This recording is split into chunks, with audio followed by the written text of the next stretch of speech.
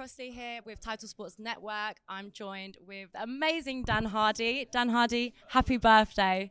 Thank you very much. Is this how you want to spend your birthday? MMA fights, of course. I mean, what else would I want to be doing with my birthday? If I wasn't here watching fights, I'd be at home watching them on TV. Okay, great. Talk to us about that card then. Well, I mean, we had some fantastic fights. Of course, everyone expects a lot from Doumbé. He really carries an arena like no one else I've ever seen. The main event was very, very competitive. You know, that could have gone either way, definitely. But Patchy Mix, I just felt like he edged it in those last couple of rounds. And then you move down the card. You think the likes of Slim Trabelsi and Archie Colgan, standout performances. I think they look fantastic. There's some fighters with a bright future. I mean, Van Steenis as well. He's number one contender right now. As soon as we've seen the Fabian Edwards, Johnny Eblen fight take place, he'll be next in line for the winner and for the title. So a big night, lots of movement, lots of moving parts, lots of changes. And when I saw you last, it was in Newcastle, PFL, and you just got your new role as head of fighter operations. So now that PFL have joined with Bellator, does that mean your role is a lot harder? Are you taking on more job roles? Yeah, I mean, I'm doing a few different things now. Obviously, I'm commentating for PFL and for Bellator.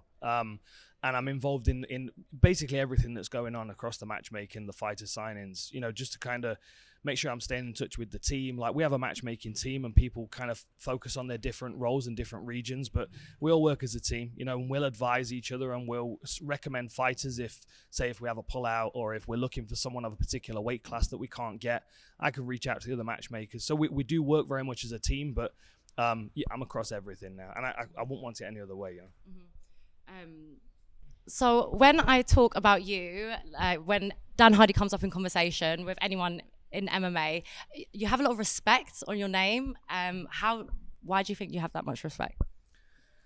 I don't know, to be honest. I think the stubbornness in the GSP fight played into it a lot. I think people were expecting me to get pretty soundly beaten in the first round in that fight, and because I held my own for as long as I could, and I was stubborn in the submission attempts, and and another thing as well is, like, I think a lot of people underestimated me when I was a fighter because I was, I had a red mohawk and I was loud and I was like trash talking people and stuff. And then when I transitioned into commentary and analysis, I think I surprised a lot of people. So they had a very low opinion of me. So it wasn't difficult to improve that opinion, So when I started doing analysis, and one of the main things, launching factors really, I think, was the old Inside the Octagon show that I used to do. I mean, that ran for probably 5 years. And it switched a lot of people on to the complexities of mixed martial arts that they didn't understand were there before. And there are a lot of people that still don't really understand how complex and difficult it is. I mean, you're out training all the time. But that's something that's easily looked over. And I think, with those analysis shows, I think people just realize that I'm maybe a little bit deeper than they initially anticipated. I think it's because you're deep, but then you're real and you're honest. And yeah, like you said, you're commentating. I think it's just like next level. Do you enjoy the commentating the most, would you say? I love it. The thing I struggle with most is holding still when the guys are fighting. I'm always conscious that I'm standing up and blocking people's views. So I'm like, keep trying to sit down, but I'm not really using my seat. Yeah, because you're a fan. Literally, you can feel it in your body. This is exactly how I watch fights as well. Like Joe will tell you, like, I couldn't stop like moving to the Patchy Mix fight. Literally, he was like, do you know him or something? I was like, no, I'm just like deep in the mix. British MMA is like growing incredibly. We've just had the UFC 304 announced. What do you make of that card? It's going to be a great card. There's some real superstars on the card. I'm glad to see Tom Aspinall back on home soil. It's unfortunate that it's not for the actual belt, because I do think it's time. I mean, what is it? 511 days on the date it will be that John Jones has not been active, and that was the same point that Conor McGregor was stripped of his title. So, like, for me, I think they should make it the official title and they should put in main event. But I'm also really glad that Leon's getting a good run out at home as well. Disappointed with the time of the event.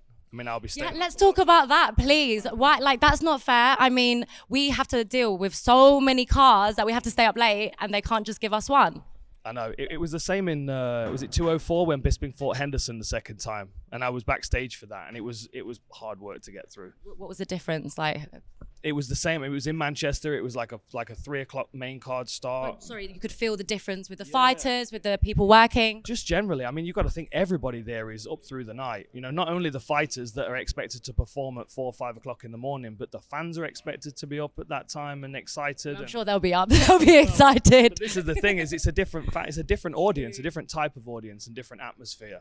And I think when an event starts at 6 o'clock in the afternoon, people arrive there sober and full of energy, and then that kind of they get into the night as it goes on. But by the time they walk out, it's midnight and they're still enjoying it, and they can, they've still got good energy and go home and get some sleep and go to work the next day. Whereas this throws out people's whole week. You stay up at home to watch a pay-per-view, and then like the next 3 or 4 days, you're like feeling groggy and in a daze and. I think I'll just be excited. So we'll see. Adrenaline does carry you a long way. I will say that. But like, if I was fighting on that card, I would be frustrated that I'd have to change my whole training camp to suit that time. And as you said, with the amount of times we have to stay up through the night to watch the US cards, it would have been nice for us to just get maybe one day. Maybe. So Veronica is doing amazing.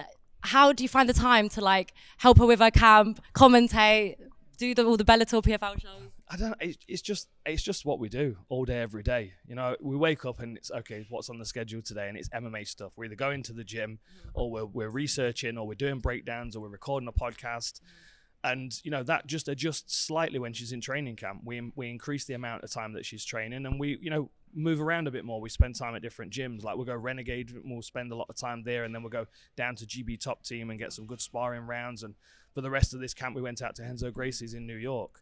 And I'll be honest. I mean, working in MMA and being an MMA fan, they don't always sync up. They don't always go very well. I'm trying to sync them now. I know. Well, you're like just warning you, Kaz. Let me tell you, it's not always easy, because sometimes you're just like, I don't want to watch this guy's career. I don't have time or energy. You know what I mean? I've got to watch these fights and I've got to get through them, and that's a different thing. And that's more when I'm researching, because I like to have the time and space to obsess about it. Yeah, sure. But now Veronica's fighting, that it just draws my attention naturally. You know what I mean? Because it's like, I know how hard she's working and how much trust she puts in me to advise her and help her along the way. And that's ultimately, why we went out to Renzo's. Renzo Gracie Academy is a very, very special place. And it was inspiring to be there. It really lifted my spirits and redirected me with my own training. Oh, have you been training again then? I have, yeah. I've been on the mats, getting strangled by black belts every day. Are you making your comeback soon? I will never ever retire. I think I've said this enough times now. I never retire. Like, I literally have my mouth guard in my bag with me today.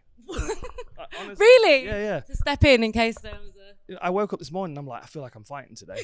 Like, I'll take my mouth guard. Maybe someone will trip up backstage and I can just jump in. Does influencer boxing not fancy you? What? You don't fancy it? I tried a couple of times. I was matched up against Diego Sanchez a couple of times, and it just, it fell through. I trained up to 2 weeks out from the first fight, and it was postponed and moved back. And then the event was picked up when they reorganized. It was picked up by Sky Sports, and because we were the only boxers that weren't on. When was this? Oh, November, a couple of years ago. Was it supposed to be in Manchester? It was on the Ricky Hatton card, yeah. It was on the Ricky Hatton card. It would have been a lot of fun. I mean, I had no real interest in punching Diego, which is why we turned the bare knuckle option down, and we were going to do exhibition boxing. But fighting's a buzz, isn't it? You know what I mean? I love it. Well, I don't spar, but I don't know, maybe one day. Yeah, you will one day. I'll come to you for advice anyway. Sure. Are you friends with Darren Tills? What do you think of his comeback? I'm looking forward to Darren coming back. I was, as soon as he joined the UFC, you could tell he was going to be something special. And I think he didn't quite reach the potential, but I also think that was a lot of the pressure that was put on him, the expectations. I mean, you got to think, like, I was hosting the press conference when he was fighting Masvidal, and Leon and Darren were getting into it because Leon had been around for a long time and he'd earned his position in the UFC. But Darren came in with such hype that he just kind of took over straight away. And then obviously to lose to Masvidal and then go on and lose to Woodley, it took some steam out of him. And I think, he's kind of caught between weight classes. I think now he's focused on boxing. He's fighting Chavez, isn't he? Ulysses Chavez Jr.